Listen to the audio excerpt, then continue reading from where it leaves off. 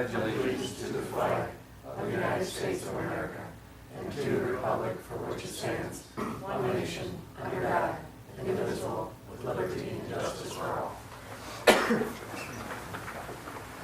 Good afternoon and welcome to the Bryan Board of Public Affairs meeting for April 5th, 2016. First on the agenda is to approve the minutes of the March 15th, 2016 meeting. You've had a chance to look at the minutes. Are there any additions or corrections? I saw none. I move we accept the minutes of the last meeting. Second. Karen? Yes. Dick? Yes. Jim? Yes. Bill? Yes. Tom? Yes. Next is a hearing of public concerns. Anyone present that would like to address the board? Seeing none, next on the agenda is a resolution to create a new position titled Network Engineer for the Communications Department and declaring an emergency. Okay, this would be a resolution number 11, 2016, a resolution to create a new position titled Network Engineer for the Communications Department as unclassified position by ordinance and assigned to pay range 23 of the Bryan Municipal Utilities Compensation Plan and declaring an emergency. So the resolution for the new engineer for the Communication Department, as we mentioned, will be a pay grade 23 in the compensation plan, which is BNU's compensation plan. This network engineer's duties will encompass still developing the standards that align our needs with our overall infrastructure of our current network and the needs of the future network we have. And when I say network, it's all the servers, the fiber, the architectural part of making those things all work together, all the databases and whatnot that we have.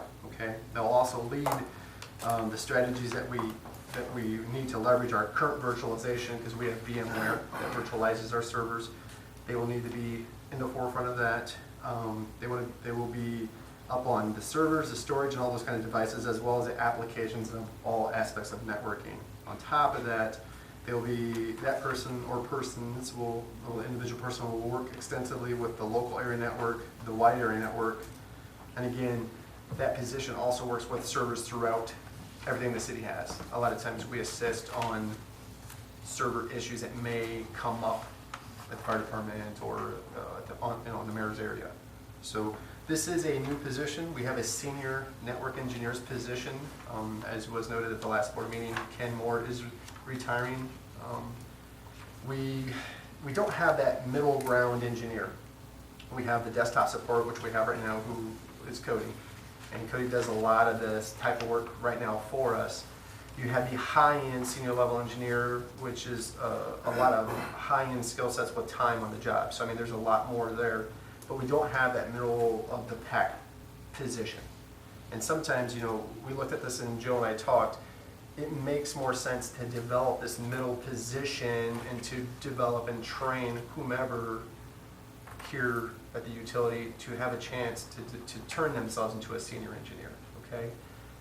There are some things coming our way with our Cisco system and our servers that we need somebody who's very competent in those areas, but I don't know necessarily if we want to commit to the full financial side of another senior engineer, okay? So this is that middle of the ground, middle of the road that accomplishes what we need, as well as keeps us sort of fiscally responsible at that level of training.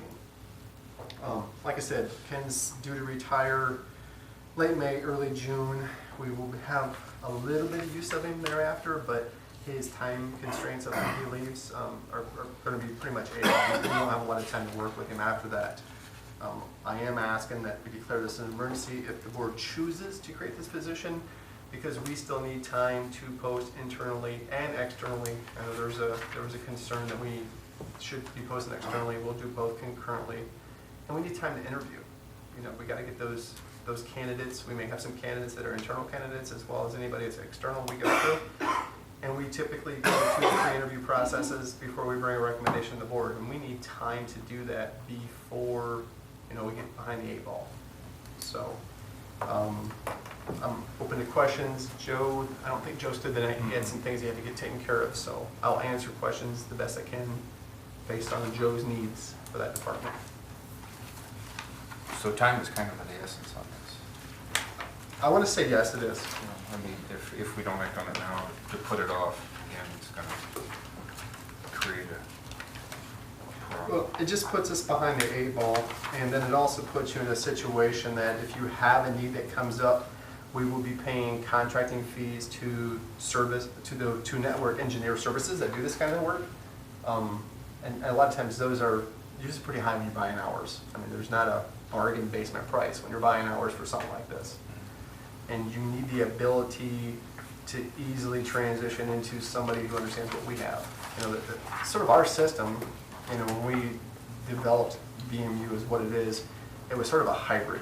There was a lot of stuff, and I'm gonna say stuff because I'm not a network IT kind of guy, but there were applications and processes that were designed and built that are very proprietary to our place because we had Ken. And Ken is a very top level senior engineer who can design and write code to do what we wanted to do. You know, since, I'm gonna say 4 years ago, we started working with Ken to transition away from that and going to industry standards because it's a lot easier to have serviced. It's a lot easier to document how the equipment functions and the architecture of that equipment. So we're moving that way. We're not there yet. You know, we're in that process.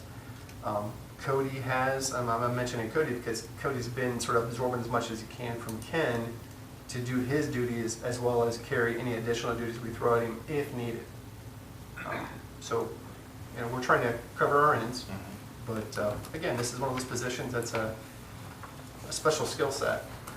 You know, you just don't find somebody quickly off the streets, but again, like I said, I'm open for conversation, talk about it. There's a need. So the need also includes trying to have somebody in here before Ken leaves, so there's some kind of cross-training. That'd be proper. That would be our preference to go a little heavy for a little while, but That would be great. you know, Yeah, I agree. and realize Ken's date of retirement is X, but he has accumulated vacation, so realistically he'll be gone probably 4 weeks before that date on vacation. So we're still going to be picking at him to get that information and try to have somebody in here that we can still say, hey, could you swing in if you're on vacation? You know. You mentioned contract services. Would you buy hours if you couldn't find somebody? You would be able to contract for so many hours? We would have to negotiate with the two firms that we currently use, one here in town and one just outside of Bryan, to purchase hours. Now, we do buy hours for some desktop support, just because there's times when we need that. And I know the mayor buys hours with his group as well. Part of that agreement that we sign every year, that service care agreement, realize we backed a lot of those hours out of that contract, so the contract's not as heavy. So we sort of gauged the minimal how many hours we would maybe want to book for the year. We don't book a lot. So we would have to shift dollars from the payroll side if we didn't do anything with it to go book in hours. So I mean, it's still a dollar spent any way you're gonna look at it. And then if you contracted, then the person, whoever that would have to be, would have to get up to speed in our system if there's some issues. With that, they would have a learning curve just to know what it is. Yeah, and sometimes, and I'm terrible with this on the contractor side, those that work for us take a special interest in what we have. They own it. I mean, that's, our employees take ownership of our assets. You don't always get that with a contracting firm. They're looking for standard architectural setups when it comes to certain networking, and this is how it should work. And if we have something that's proprietary that may have been forgotten and they change, it could really damage what we have here. I'll give you an example. We had an issue about a month and a half ago. We lost one of our links inside of our GIS system to one of our servers. So effectively, it took every shape file and every link to a drawing and separated itself from the engineering files. It took 16 hours of Cody going through all the servers and rebooting and restarting and reformatting and all the things they do to get it back together because of one little hiccup that we didn't realize was there, you know. So I mean, that's the risk it puts. That I'm always going, wait a minute, we have a lot of data on file. I don't want to lose that. I want people that are competent. So you're right, contractors are good, but there's always that, man, what? You know, the balance between a contractor and the contract and how much of that is versus an employee and benefits and all those things. Well, I think we did originally contract this early in the stages of the communications, and then we decided that it was served us better to fill the position in-house. And that service agreement that you guys signed with our local company early this year reflected quite a bit of savings, and those savings over the last 3 years have grown because we're slowly pulling parts out and doing more in-house, because we have the skill set to do that. And that's what we're still asking for. That employee that we can put on staff that still has the skill sets, that we can save that money back home. Because if not, we start to tip that pendulum and we start to pay the money again, we didn't gain anything on the contract then. We didn't take care of business at home. Well, the worst would be if you hire the employee and then you still have to upgrade and still do the contract stuff because the employee can't do whatever it is that you want. That would be the worst case scenario. You're right. And you guys realize data drives everyday business. Today, the data portion of budgets, I continually see are going to continue to grow, because data management, accessibility to it, protection of it, and storing it and backing it up. You think a simple backup, well, we're going to back it up with one server. What we end up doing, we're backing it up with 2 and 3 different servers at 2 different locations, because now you got to worry about storm restoration and other things. So the whole world's going this route. People are starting to recognize this. IT people, there was a time when they were a dime a dozen, and all of them are out there. You can get anybody you want. That's changing because today's technology and people realize what data storage and the value of networking, and I'm talking this kind of networking, is big. So, they're paid well, and they're the type of people that are, so those candidates for those positions sometimes don't stay more than 5 to 6 years because they're very, very hungry for knowledge and to be tested. And they want to work with the best equipment. They don't want to work with stuff that's... Yeah, and you're right. And you start getting some of those candidates that we could interview if we did this, that want to work with good equipment, they want to be treated right, have a good environment to work in, then you have them hooked. You got to hook them. But that's not always the case. That's why you see these people bounce around a lot, because they're not always worried about that pay, because they're going to get paid no matter what, because there's a business there. But their skill sets are what you're really going after.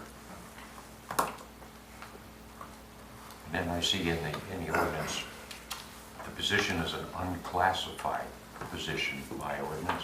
I'm not sure what that means. That's new language to me. So I'm going to take a shot at this because I had asked the same thing. An unclassified by ordinance means they do not take a civil service test. Correct. Because we're unclassified as non-civil service employees. Gotcha.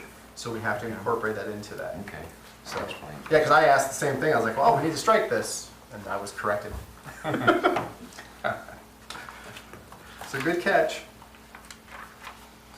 Any other Just questions or brand comments? new language there I've never seen, so. Any other questions or comments? Could I have a motion, please? I so moved, Second. Dick, yes. Karen, Yes. Jim, Yes. Bill, Yes. Tom. Yes.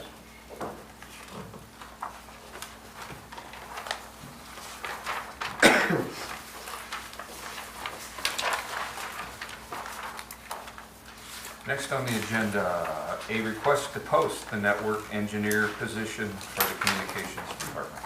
Okay, so I'll be honest, I took a shot for the fence on this, hoping the first part would pass, because if it didn't, then this next agenda item would have been washed.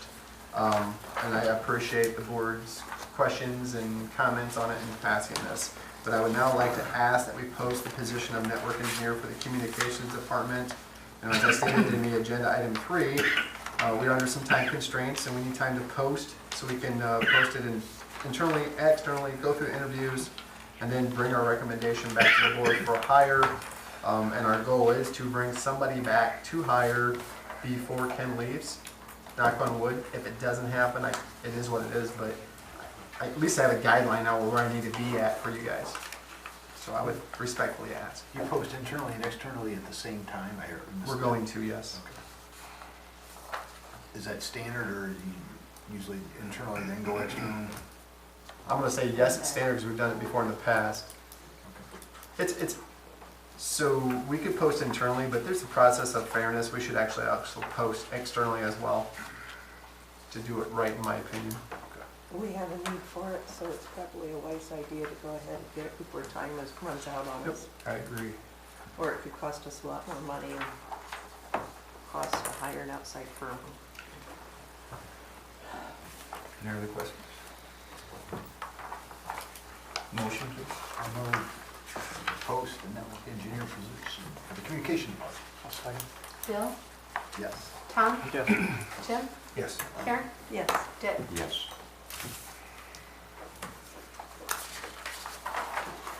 Next on the agenda, a request to reclassify, excuse me, to reclassify an employee in the water department. Okay, so I would request to reclassify water department employee Chad Fitzrider. Currently, Chad is a water treatment plant operator trainee to the position of water treatment plant operator 1. Chad currently holds the Ohio EPA Class 1 water supply license. He is a certified Ohio EPA microbiological certified analyst, and he has successfully completed his operator trainer committee or OTCO course in advanced water treatment. Chad has demonstrated his ability to manage a plant during the daily operations and duties of the plant by himself. I mean, he's one of our top employees over there. He's a reliable team member. He's preparing himself for his Operator 2 license. He's going through the classes right now to move on up. Like the other employee over there, they will have probably passed both their tests and still can't be considered an Operator 2 yet until they get the time under the Ohio EPA umbrella. I mean, these guys are go-getters, and Chad's one of those.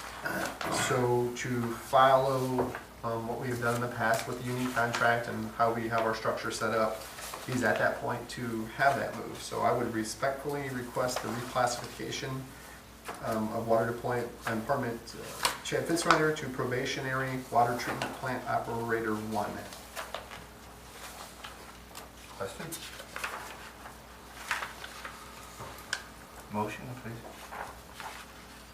I move we promote Chad Fitzrider to probationary water treatment plant operator 1. Second. Karen, Yes. Dick, Yes. Jim, Yes. Phil, Yes. Tom. Yes.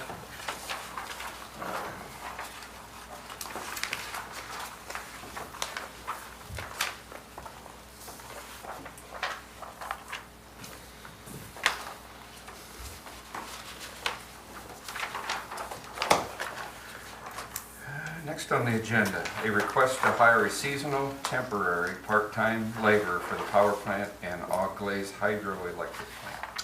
Okay, this would be a request to hire seasonal help for the Auglaze and Bryan power plant. That candidate goes back and forth for the 2016 calendar year. We would respectfully request to hire Kyle Roop as temporary part-time laborer for the Auglaze and Bryan plant. Kyle worked both for the Auglaze and Bryan plant last year under Tim. No, he's our supervisor there, our power plant production supervisor. Talking with Tim commented that he was pleased with Kyle's work ethic, punctuality, attendance. In fact, he said, you know, out of the last 5 years, this young man has been the best candidate we've had, and he really enjoyed having him, like to have him back. So you had hired him last year. This would be a rehire for this summer. This would be Kyle's second year at the utility. Proposed rate of pay is $9 an hour. So I wanted to call out that that is a little tick up more than what we would normally pay our second year. And I realize that compensation is a little higher. I talked to the chair about this a little bit prior to the meeting. We're sort of competing with some of our local businesses to get some of the better summer helpers, and we haven't been successful. That's why I had to bump it up. I did a little survey for the area real quick and looked at McDonald's average hourly rate is anywhere between $9.75 and $10 an hour starting out. So I'm going, man, McDonald's is paying more. How do I get these kids to come our way, or these helpers to come our way? Walmart, as of February 20th, 2016, nationally is bumping their rate to $10 for their sales associates. If you look at, and I've just grabbed some things that I figured summer helpers or younger people would go to. Lowe's average is $8.95 to $13 for customer service. Sales associates at Goodwill average $8.81. So what we would normally pay would be that $8.30 to $8.35. We can't keep the good staff members. In fact, we had a staff member that we used last year in the engineering department that went to work for a local sports shop that is paying more than we could. And we spent the summer training that individual on the GIS and how to use all that equipment to download that information for us, and we don't get him back. Okay. So, and then the other side of the coin is that I was talking to the chair about, we want to be selective on those staff members too, because they truly are the face of the utility in the summer. And what we're using them for is collecting data for the GIS, or they're running and doing part runs and working on stuff at the plant and whatnot. That's the face the public sees. So we should be hiring better quality candidates for one thing, but also have the ability to try to retain them. I mean, I would love to be able to keep a summer helper that comes back to us for at least 3 years. You know, I realize when they graduate college, they don't want to be at good old BMU, but let me have you during the meantime. So that's why we're recommending the $9 an hour. This is his second year. Staff knows what they're getting with this young man. He's done a great job. I'd like to keep him. So I'll take comments. I've always said that, I think I complained to Jackie a couple of years ago, we tried to get some of those kids bumped up because they weren't paying them enough. These kids are hard workers. Is Kyle still in college? Yeah. And realize we do put in the budget every year seasonal help. Some departments have chose this year not to use that. They want to sit back because some of the projects we're doing is not conducive to this seasonal help type work. But those that did, so we have the money in the budget. So we're not going extremely heavy by any means. Questions or discussion? No? Make a motion, we hire him. Kid's a good worker. I'll second. Dick, Yes. Tom, Yes. Jim, Yes. Karen, Yes. Bill. Yes.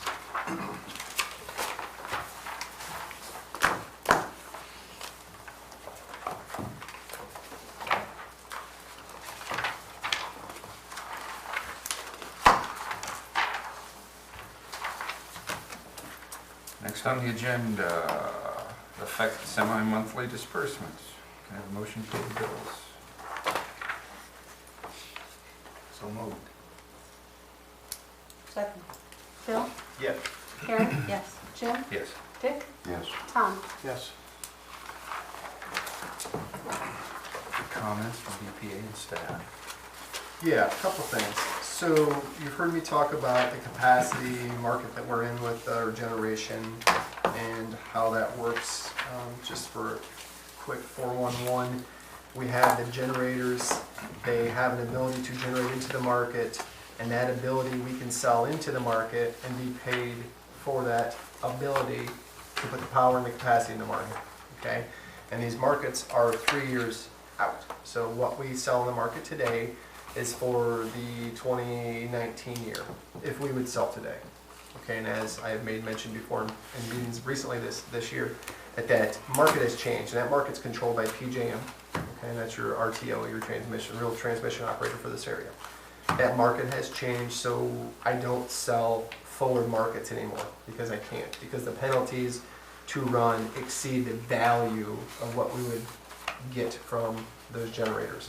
So instead today we would, for the future, if we get past this summer, 2017 on, we would be what they call peak shaving, which is what we used to do when I first started here, where we ran for market conditions to offset our peak and we got paid for that at real-time pricing. So it's a different, okay? So in 2013 we had sold, or I had sold in 34,000 kW of capacity, which that was in the, what they call the third incremental auction. I sold that in, which had been late in the year. 34,000 kW is 34 megawatts. So that's our generation, the two big units, one we just repaired, the other one, and any of the ancillaries will get us there, okay? And when we sold in the market pricing per kW was $1.80. So effectively you're paid $1.80 times 34,000, and that's a check that's sent to the city every month, the utility. And that's by PGM. So it's reconciled and sent every month. That's what we get. So that would be for a total of $734,000, give or take. Now, when the markets changed in 2016, 2017, our contracts for this capacity runs from June to like September. It's an off. It's not like a J1 to J1. It's sort of slid. So working with AMP and knowing that I didn't want to be in the market the full 34,000. We had chose to purchase back in what they call the third incremental, which is what I sold into. So you can buy or you can sell. And typically, your goal is, if you're buying back, to either have a wash, so that I sell back in $1.60 and it doesn't cost us a thing as a wash. Or we sell back in at a lower rate and have a little margin that we can feel good about. So when we registered under the third incremental to sell back 21,000, or actually it's 22,233 kW, we put down, we didn't want to sell it for less than $1. you know, we wanted that 61-cent difference to help, you know, with the paperwork and the headache of doing it. We were fortunate, and this is luck. This is no skill set on anybody here or AMP. It was luck that PJM at the same time, PJM acts as an entity that buys capacity and sells capacity on their own too. They had over-purchased capacity in the bigger pool, which is from New York all the way to us. So they dumped 10,000 plus KW, almost 100,000 KW into the market for sale in the third incremental, which effectively took the price in that incremental market down to 15 cents per KW. Oh yeah, I was excited. So yeah, so we actually sold, once you put your, what they call an SILR, it's a sales request, out, you're committed. That you can't pull it back and go, oh, I messed up. It's out there. So we sold the 22,000 KW at 15 cents back into the market. So effectively, we are still getting paid the difference of, so where we probably would have had to pay back about half of that $734,000, we're only paying back $40,000, and we're going to see that revenue of $693,000 come back home. And that's only to turn a turbine on here and there, and that's it. So that's a positive. That's a good bonus. So to segue back to last year, when we were all concerned about the $2.5 million rebuild and all these things, and we calculated payback to be about 4.25 years based on capacity in the sense of transmission, which is a little over 500 to 600,000 a year. This other is the bonus that we talked about. If we hit our numbers or we get fortunate, you'll see payback quicker. So right off the bat, we've been 600,000 plus on our transmission peak we caught the year before. You just picked up another 600,000, so 1.2 of your 2.5 has already been paid off. Yeah. Now I will tell you, we ran one unit in January because there was enough fuel for us to run, and we reflected a revenue stream on our bill of about 253,000. So if you would factor that in, now you're pushing 1.5 million. So payoff is going to happen probably sooner than what we anticipate. If we keep catching the breaks, we get ourselves aligned the right way. So that's a bonus, that's a positive. So I want to make sure you guys understood that is a good thing. Okay, a couple other things. So recently, Derek Schultz. So Derek Schultz is our water treatment plant supervisor. Derek was approached last fall, which is the fall of 2015, to become a district officer for Ohio section of American Water Works Association, national trade group that governs the water across the whole country, and the group that takes care of Ohio. They approached Derek because of his professionalism, his years of experience in the business. I mean, Derek has a lot of time. He's a Class 3 operator. When they had their annual conference here, they came to him and talked to him and said, you know, we're going to have our secretary-treasurer leaving. We want you. And at the time, Derek came hauled around and didn't really tell me about it and told him no. Well, they contacted him in February again and said, hey, this person is going off here in the next month or so. We want you. And he hauled around, and they were going to call, the thread is, we're going to call your director and talk to him because we'd like to have you on this because we believe you have value to this, to what we do in the water world. So talking with Derek, and I said, you know, I'm all for it. I think you should put your name in there because you have to be voted on. So that group, all those communities that are served by AWWA as part of the American Water Association, they vote on this treasurer, assistant secretary's position, and Derek got voted in. So Derek was nominated and approved as Assistant Secretary Treasurer for the Northwest District of Ohio Section AWWA. We have a voice now on a national trade group. We have a voice when it comes to any kind of legislation, or if there's things that we see we would like changed, we have a voice. And I think it's a good thing. Derek will be going to several meetings throughout the year. A couple times it will be overnight, but it's in Columbus. It's built into our budget for their travel and training. And I was excited because I told Derek, I said, we, as in the board that I work for, has always been excited about training and being part of groups like this where we have a say so we put our name on the map. This is the start for that group, getting themselves back in there. So I'm excited. I told Derek I wanted to bring it to you guys, and of course he was all nervous, and I'm like, no, this is something to be proud of. This is something to be proud of. You should be very proud. Okay, so the last thing, and it's in front of Jim right here. So Bryan Municipal Utilities was just this morning, Lou, is that correct? Yesterday morning. We earned our Reliable Public Power Provider designation from American Public Power for providing reliable and safe electric service. So that was presented at the Engineering Operations Conference. Unfortunately, this year we didn't have a representative out there. We had some people out of town and things going on. We couldn't get somebody free to go to that national group. We had an outage this weekend we were working on, so we were stuck. Nice plaque. Very nice plaque. So this RP3 designation recognizes public power utilities that demonstrate high proficiency in 4 areas: reliability, safety, workforce development, and system improvement. And that goes for every department here. We preach that. The reliability, we did get to experience a little bit this weekend after we got things situated. So the criteria within these 4 groups are what we use as in the municipal world for sound business practices, and it's recognized as good industry business practices. So this is a really big award. This is really good stuff. On top of that, we also received an Outstanding Safety Practices Award, and that's based on lost time and a bunch of other things. So right off the bat, the staff that you hire and you train and you develop for the community, that works for this community, believe in those 4 key areas: reliability, safety, which is evident with the Extra Safety Award, the development of the workforce. They absorb it, they take it, and they run with it, and the system improvement.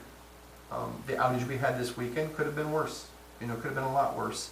However, all the things we have done to improve our system, to do the things that we should be doing because it's the right thing to do for our customers, because they expect that out of us, and they expect a system that's going to last another 100 years. That's all this. So we were recognized for the things that we do every day. So I'm pretty proud of the team for that. So that team was actually Sylvia and Lou and Jackie and Al Sullivan and Matt Killian. It takes all 5 of those individuals documenting, supporting data to compile this. It used to be 3-ring binders full.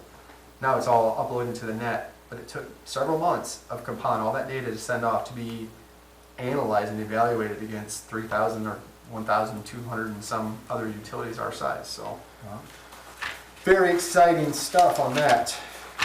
And I think that's it, finally. Nice job, though. No, seriously, nice job to staff for doing that. I appreciate it. I know how hard it is. I used to put that together. I'm extremely proud of Derek. It's going to force him to open up and step up, and I'm excited for him. So, Congratulations to Derek putting our name out there, and also congratulations for that award that gets us out there in the world, so to speak. Short meeting last night for the council. Just about like you folks, we hired some seasonal folks and had a couple resignations, a couple reclassifications, and took care of that. We reminded them of our auction again on April 14th of the EMS building at 106 South Emmett.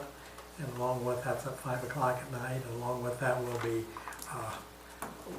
auctioning off a 97 Tahoe that used to be with the fire department.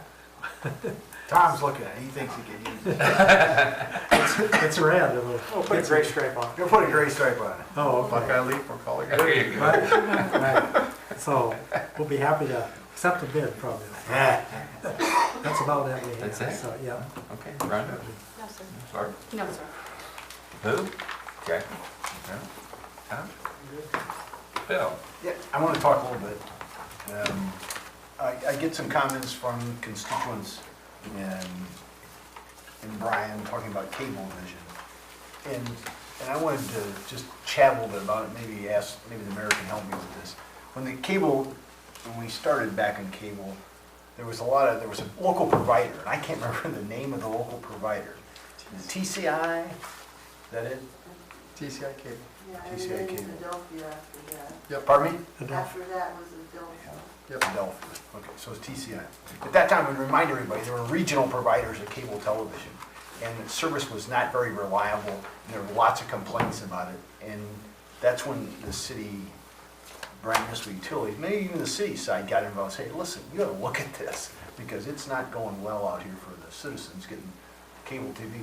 Because it wasn't dependable, and it wasn't reliable, and it wasn't cost effective at that point. And so all those reasons why we are in the water and electric business is why we got into the communications side of it. So saying that.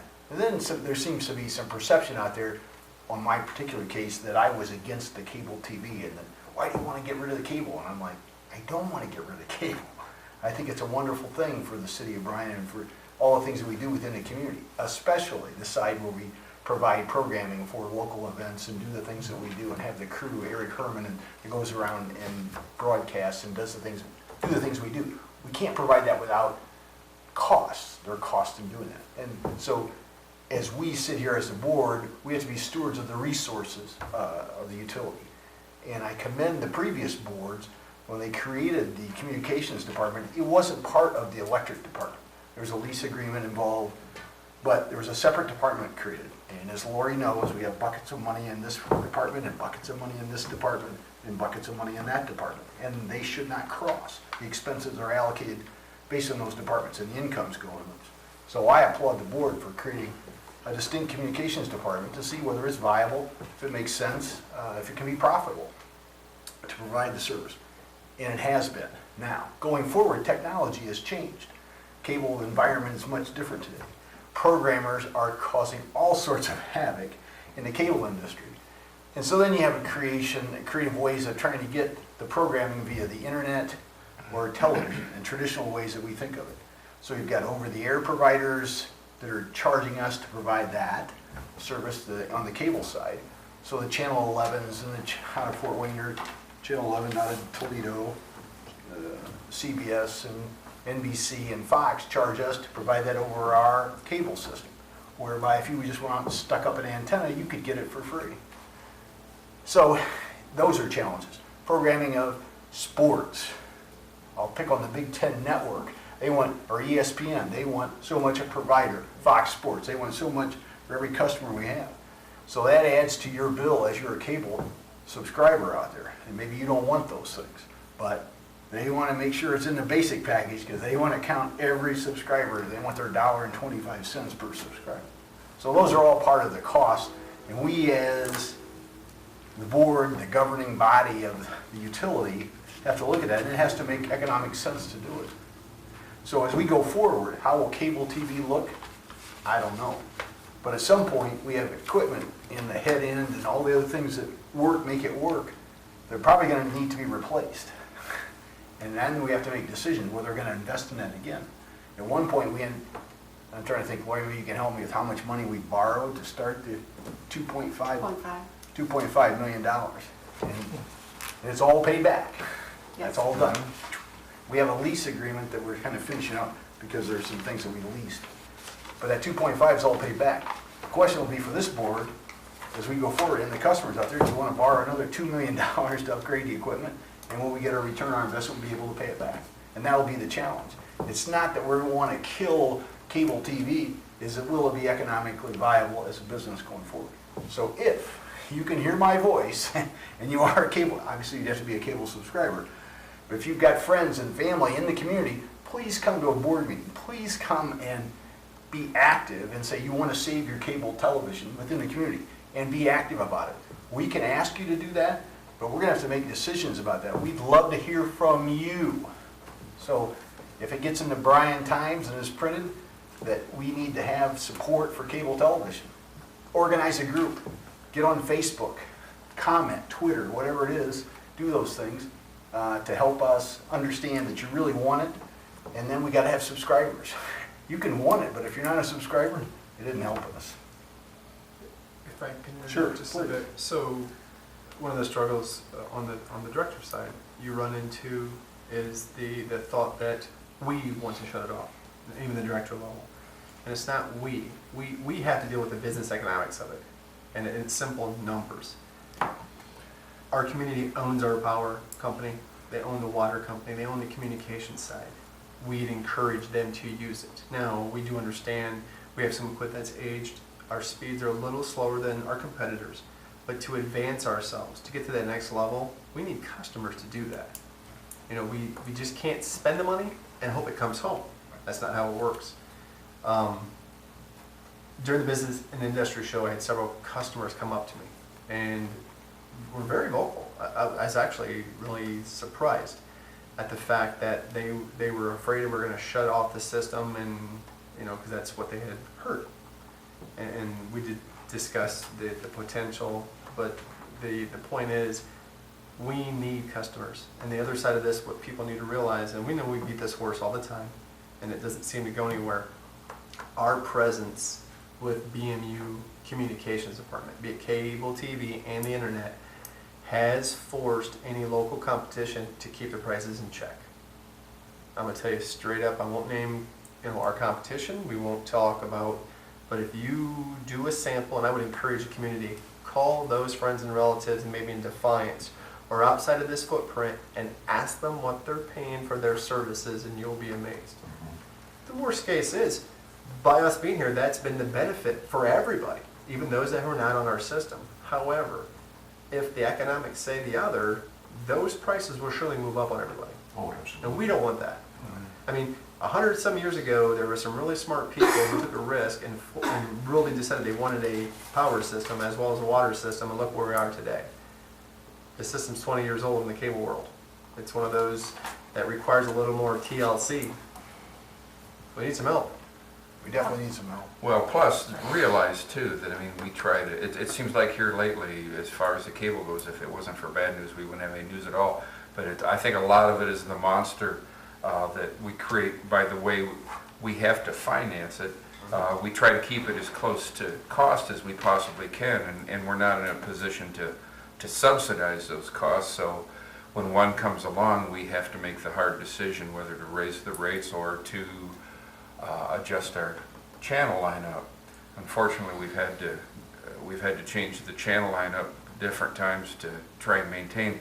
I think a lot of it, like, and maybe what Bill's touching on too, is if people are really behind the cable system and want to remain customers, we may reach a point to where we'll have to decide, and I don't want to say this wrong, but what they'll be willing to pay to maintain the level of a competitive cable system.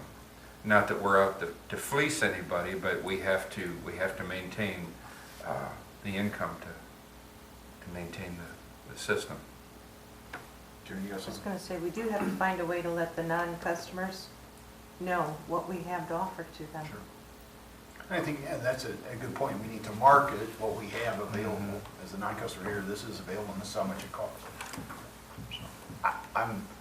Back in that day, there wasn't a Time Warner, there wasn't a Comcast out there. They were all regional little companies that were then bought up and became much national companies. And for us to trying to compete with national companies sometimes is a difficult thing. And these companies are huge. Right. And they negotiate contracts with programmers, and we're trying to negotiate as we do it as a group, a collective, a cooperative to get those things. But it's a challenge to do it. And we managed to navigate those waters as we go forward. We just want you to be aware of it. We want to have it happen, and we want to be able to provide this service, but we're going to need your help to do it. You know, it's quite a benefit, or kind of nice when you're watching like the NCAA and all these basketball, and all of a sudden one of our local advertisers come in and Chip Wood, selling cars and so forth. But you're not going to get that on the other station, nor are you going to get our meetings and local meetings and that kind of stuff, or the basketball games, from the school. That all means a lot. What saves us, as long as you have Tiger Station on or Cleveland Indian. If you take any of those off, believe me, you have some uproars, I think. So we can talk about the New York market. I'll talk a little bit about New York and LA. In LA, they can't, their local Comcast is fighting with the LA Dodgers. Their games are not on local cable. They haven't been because they can't agree on a price. So that's a problem. And New York has the same problem. They're not having the Yankees on cable TV. So these are challenges because of the deals that have been negotiated for sports have been pretty onerous, I would guess, in that they're a lot of money, and so somebody has to pay that money. So they're asking subscribers to pay that, and the subscribers are pushing back. So it's a business decision. You can also look at your bandwidth, that Americans in general are bandwidth gluttons. Oh, yeah. If you look back in the 70s and the 80s, everybody's, conserving power wasn't thought of, you just used it. And you used as much as you wanted because nobody cared, you just used it. Then we got into the conservation because it made sense doing the right thing. You have that same thing, that same going on right now. I mean, if a home can't have 5 to 8 devices up and running at 100%, we're panicking. Yeah. And we haven't gotten to the point of charging for how much you're using. No. That day's inside the coming. pipe. I think that's coming. We've had net neutrality or whatever you call it. And so, but at some point, if you're gaming and using all this bandwidth, then you might have to pay more when somebody's just checking their stocks and emails. If you follow that, I'm gonna say in the next 3 years, you're gonna see something similar to that. I mean, you have your telecoms that are cellular, already limiting bandwidth, as in not stopping you from getting it, You're just but turning it you're down. buying this much, and anything after that, we're gonna slow you down. That, the net neutrality was under tier 2 programming under FCC, which is your telecom side. That ability is there. So what's that gonna turn into? Now you're gonna have some really odd billing structures where I'm gonna buy a capacity block on my cable bill. Potentially. As I said, there's a lot of talk out there about that, and I don't want to have capacity market discussions about cable TV Oh, goodness and gracious. electric at the same time. Meaning capacity markets. Well. So I don't want to go on and on. I just think that these type of discussions need to happen within the public, in the public forum, and I encourage the Bryan Times to get that news and message out there, Max, so that we can have that type of discussion going on within the community. So if you see one of us at a communications center, a board member, please tell us what you think. Okay. Dick? I'd just like to congratulate everybody on the safety award and the RP3, and congratulate Matt, Lou, Jackie, Al. Great job. Yeah, great job. Okay. Again, I'll reiterate too, Derek Schultz and the whole utility who put together the public power, reliability, RP3 designation, and I know we've had it in years past, and it's good to keep it going. It makes us more reliable and more sound of an organization. And also thank the management for having such a great month on payables, on paying the bills. And they'll know what I mean by that.